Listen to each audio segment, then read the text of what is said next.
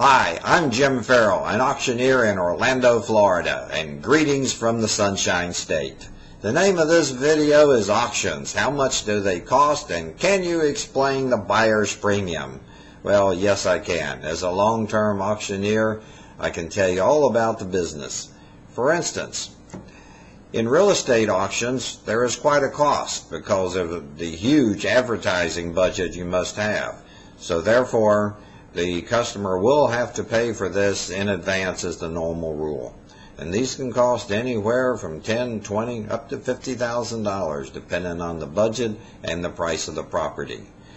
Now these expenses have to be paid usually in advance, and that depends on the size of the property and of course the price of it and what all is being done. For instance, on the size of the state, is there also furniture, cars, trains, boats, and planes, or whatever else is going to be involved with that. And these costs will have to be predetermined, as each auction is totally different.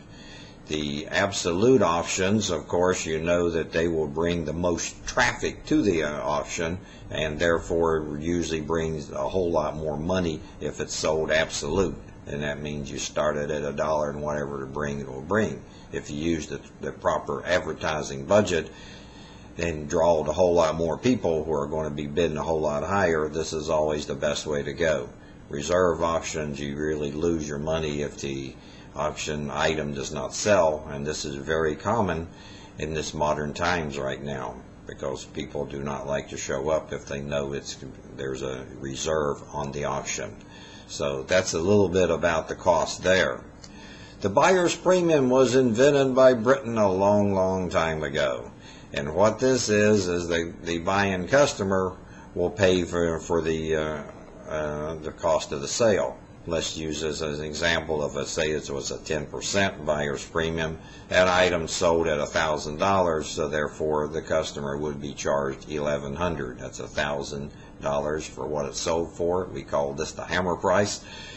And then the 10% buyer's premium. This offsets the cost of the auction greatly, and is very common, and is a very popular way of doing things. If not, then the items will have to bring enough to pay for the expenses of the auction, and therefore it's usually a lot more if it doesn't not have a buyer's premium. For example, if there was a commission being charged by the auctioneer, the commissions are usually a whole lot higher if there's no buyer's premium involved, because somebody has to pay these expenses and the auction has to pay for itself, and the auction crew has to be paid. So therefore the expenses and charges and percentages are a whole lot more higher if there is no buyer's premium. So that's a little bit, that's about that. Each one varies. You'll have to contact us so we can tell you, about each individual auctions and what it costs and how it's done.